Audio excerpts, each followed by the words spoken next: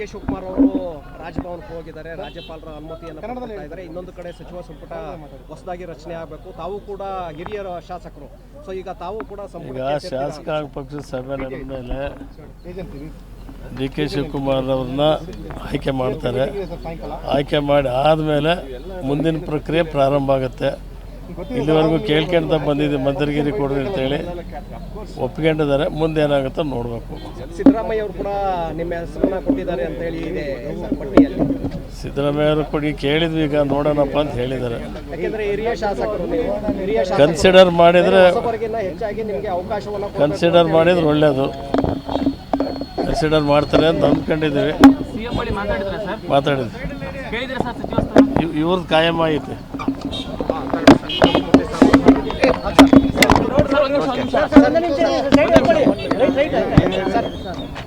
ಈಗ ನಿಮ್ದು ಸಂಪುಟದಲ್ಲಿ ಡಿ ಕೆ ಶಿವಕುಮಾರ್ ಅವರು ಸಿಎಂ ಆಗ್ತಾ ಇದ್ದಾರೆ, ನಮ್ಮ ಹೆಸರು ಕೇಳಿ ಬರ್ತಾ ಇದೆ. ನೀವು ಆಪ್ತರಾಗಿದ್ದೀರಿ, ನೀವು ಸಚಿವಾಕಾಂಕ್ಷಿ ಆಗಿದ್ದೀರಿ ಅಂತ ಅದೆಲ್ಲ ಗೊತ್ತಿಲ್ಲ. ಪಕ್ಷದ ಹೈಕಮಾಂಡಿಗೆ ಗೊತ್ತದಲ್ಲ. ಪಕ್ಷದಲ್ಲಿ ನಿಯತ್ತಾಗಿ ಕೆಲಸ ಮಾಡಿದ್ದೀನಿ. ಪಕ್ಷ ಏನ್ ಜವಾಬ್ದಾರಿ ಕೊಟ್ಟರು ನಿಭಾಯಿಸ್ತೀನಿ. ಮೇಡಮ್, ಈಗ ಅಲ್ಪಸಂಖ್ಯಾತ ಸಮುದಾಯದಿಂದ ಡಿಸಿಎಂ ಹುದ್ದೆಗೆ ಚರ್ಚೆ ನಡೀತಾ ಇದೆ. ಒಂದ್ ಕಡೆ ಜಮೀರ್ ಅಹಮದ್, ಮತ್ತೊಂದ್ ಕಡೆ ಸ್ಪೀಕರ್ ಅಂತ ಖಾದರ್ ಅವ್ರಿಗೆ ಯಾರು ಕೊಡ್ಬೇಕು ಅನ್ನೋದು ನೀವೇನಾದ್ರು ಸಹಕಾರ ಕೇಳಿದಾರೆ ಮೇಡಮ್? ಅಲ್ಲ, ಇಬ್ರು ಯಾರು ಸಹಕಾರ ಕೇಳಿಲ್ಲ. ಬಟ್ ಈ ಅಲ್ಪಸಂಖ್ಯಾತರಿಗೂ ಕೊಡಬೇಕು. ಯಾಕಂದ್ರೆ ಈ ಸರ್ಕಾರ ಬರಕ್ಕೆ ಅಲ್ಪಸಂಖ್ಯಾತರ ಮತದ ಬಹಳ ಹೆಚ್ಚಿನ ಸಂಖ್ಯೆ, 80% ಮತ ಕೊಟ್ಟಿದ್ದಾರೆ. ಜನ ನಿರೀಕ್ಷೆ ಮಾಡ್ತಾ ಇದ್ದಾರೆ. ಒಂದು ಹಿಂದುಳಿದ ವರ್ಗದವರು ಅಲ್ಪಸಂಖ್ಯಾತರಿಗೂ ಡಿಸಿಎಂ ಕೊಡಬೇಕು ಅಂತ. ಖಾದರ್ ಕೊಡ್ಬೇಕಾ, ಜಮೀರ್ ಅವ್ರು ಕೊಡ್ಬೇಕು? ಅದೆಲ್ಲ ಹೈಕಮಾಂಡಿಗೆ ಬಿಟ್ಟಿದ್ದು. ಈಗ ಸಿದ್ದರಾಮಯ್ಯ ಮಾತಾಡಿದ್ರೆ ಮೇಡಮ್ ಇದ್ರ ವಿಚಾರವಾಗಿ, ಈ ವಿಚಾರವಾಗಿ ಏನಾದ್ರು ಮಾತಾಡಿದ್ರೆ ಮೇಡಮ್? ಇಲ್ಲ ಅದ್ರದ್ದೇನ್ ಮಾತಾಡಿಲ್ಲ. ಇದಾದ್ಮೇಲೆ ಅಧಿಕಾರದಿಂದ ರಿಸೈನ್ ಆದ್ಮೇಲೆ ಸಿದ್ದರಾಮಯ್ಯ ಮಾತಾಡಿದ್ರೆ ಮೇಡಮ್, ನೀವೇನಾದ್ರು ಮಾತಾಡಿದ್ರೆ? ಹೋಗಿ ಮಾತಾಡಿದೆ, ನಾನು ಥ್ಯಾಂಕ್ಸ್ ಹೇಳಿದೆ. ಅವ್ರ ಅವಧಿಲ್ಲ ನಾನು MLC ಆಗಿದ್ದೆ. ಈಗ ನಿಮ್ದು ಸಂಪುಟದಲ್ಲಿ ಮೊದಲಿಂದಲೂ ಕೂಡ ನಿಮ್ಮ ಹೆಸರು ಇತ್ತು, ಗೋವಿಂದಪ್ಪ ಅವ್ರದ್ದು ಇತ್ತು, ನಿಮ್ದು ಕೂಡ ಇತ್ತು. ವಾಲ್ಮೀಕಿ ಸಮುದಾಯದಿಂದಲೂ ಕೂಡ ನಿಮಗೆ ಮಾಡಬೇಕು ಅಂತ ಹೇಳಿ ನಾವು ನಿರೀಕ್ಷೆನಲ್ಲಿ ಇದೀವಿ, ಆಗುವುದಂತ ನಿರೀಕ್ಷೆನಲ್ಲಿ ಇದೀವಿ. ಇಲ್ಲ, ಅವರಿಗೆಲ್ಲ ನಾವು ಇದು ಮಾಡಕ್ ವಿಶ್ ಮಾಡಿ ಬಂದ್ವಿ. ಸರ್, ನೀವು ಕೂಡ ಸಚಿವಾಕಾಂಕ್ಷಿ ಇದ್ದೀರಿ, ಅವಕಾಶ ಸಿಕ್ಕರೆ ಅವಕಾಶ ಕೊಡಬೇಕು ಅಂತ ಕೇಳಿದ್ದೇವೆ.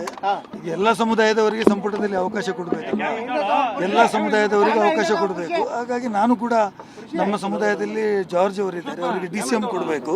ಮತ್ತು ನನಗೆ ಒಂದು ಮಂತ್ರಿ ಸ್ಥಾನ ಕೊಡಿ ಅಂತ ನಾನು ಕೇಳಿದೆ. ನಾನು 2ನೇ ಬಾರಿ ಶಾಸಕನಾಗಿದ್ದೇನೆ, ಪಕ್ಷದಲ್ಲಿ ಸಕ್ರಿಯವಾಗಿ ಕೆಲಸ ಮಾಡ್ತಾ ಇದ್ದೀನಿ. ಹಾಗೆ ಅವಕಾಶ ಕೊಡಬೇಕು ಅಂತ ಕೇಳಿದ್ದೇನೆ.